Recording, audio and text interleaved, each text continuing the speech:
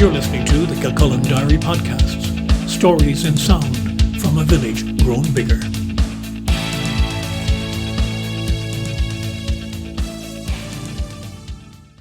Hello, I'm Brian Byrne. This is Kilcullen Diary. This podcast is from my In Those Days series. "Hi," the man said as he opened the passenger door and peered in. "Hi," I replied. "Where you headed?" Back in the mid-1970s, people still hitched in Ireland, and those of us fortunate to be in cars frequently gave people lifts. For both parties, it was something of a gamble. Of easy conversation or not, of possible personality clashes, of committing to a distance or destination together that might prove to have been a mistake in as little as a minute or two into the drive, of finding truth in the urban myths of either the hitcher or the driver turning out to be unsavoury or even dangerous. The sad realities of that, which still reverberate today in cases of missing people last seen trying for lifts, hadn't yet arrived in Ireland. Most of my time driving then, usually when alone, I did pick up people, particularly on my way out from Dublin to my home in mid-Kildare. Sometimes I might detour a little to get them to Newbridge, for instance, when my own drive would have been directly to Kilcullen through Naas. The extra miles and time were no big deal to me, and yet often could make a significant difference to my stranger passenger. Sometimes there was interesting conversation.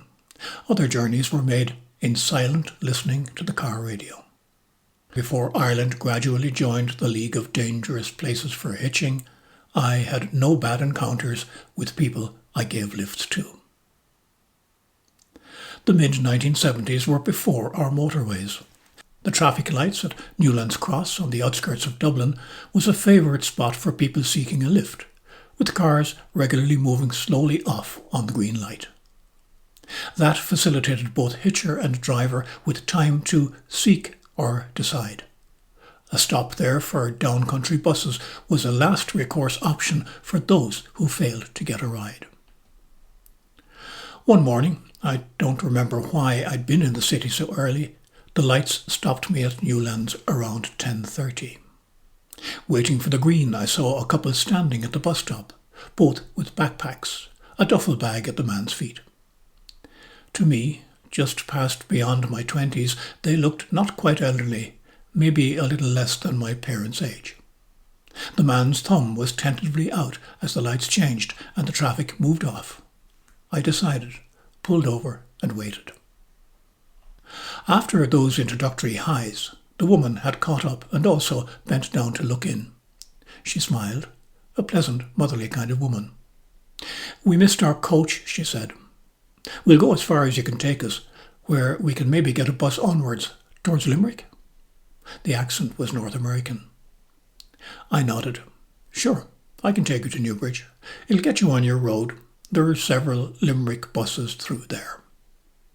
"Thank you," the man said, his accent similar to hers. "I'll put the bags in the trunk if that's okay." "Sure, I'll come and open it." A few minutes later, the bags stowed. The man was in the back seat and his wife, as she turned out to be, sitting up front. We were on our way down the N7, an easy drive as far as Naas. The road had been dual carriageway since 1968. We quickly got through the basics, the thanks for picking us up, exchanged names, Alice and Tom. They were Canadian, their first time in Ireland. Somehow, it wasn't really clear why, they had missed the connection in the city to their group heading out on a tour of the south and west of Ireland. Someone had told them, "Take a city bus to Newlands Cross, you'll get a lift from there." Like most North Americans I'd met, they were easy, open people, happy to talk, but not yet sure of the protocols when hitching a ride in Ireland. We got on well. They shared happy anticipation of their tour, if they managed to catch up with it. They had no family connections to Ireland. By the time we reached Newbridge, I'd made a decision. It was my weekend off in the family pub business where I worked. I knew where their tour was staying that night, in Killarney. Catching up with it by the national bus service was not a likely possibility. "Stay there a moment," I said as I pulled in behind the bus stop. "I just want to make a phone call." The phone box, no mobile phones in those days, was conveniently nearby. My wife wasn't surprised. She was by now used to my habit of bringing people further than needed. "Your strays," she called them. At least this time I wasn't also bringing them home for lunch. "We'll keep going," I said when I got back in the car. "I'm not working today and I like to drive." My car at the time was a red Rover 2200 TC, and I loved driving it. Loved cars, which, a whole other story, was probably part of how I became much later in my life a motoring and travel journalist. But for this day, I was driver to a couple of visitors to Ireland whom in a very short space of time I had come to like. Also, working in what is now known as the hospitality business, I'd always been conscious of fulfilling our Irish reputation of Céad Míle Fáilte, 100,000 welcomes. Truth, though, a spin to Kerry was a great excuse for a day out in the car. But we took the long way.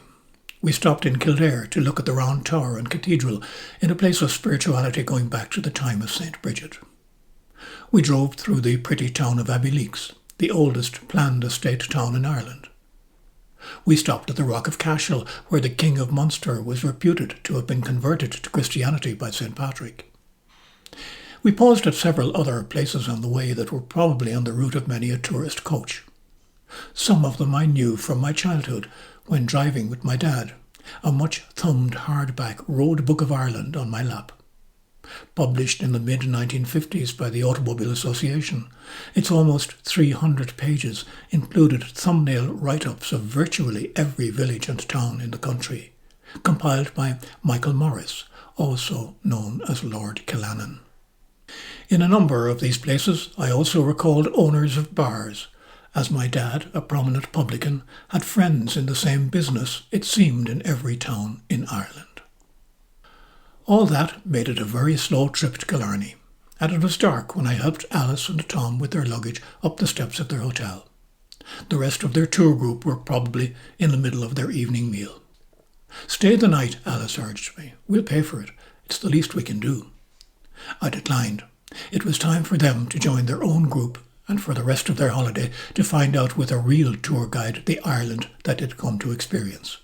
We hugged, and I drove home.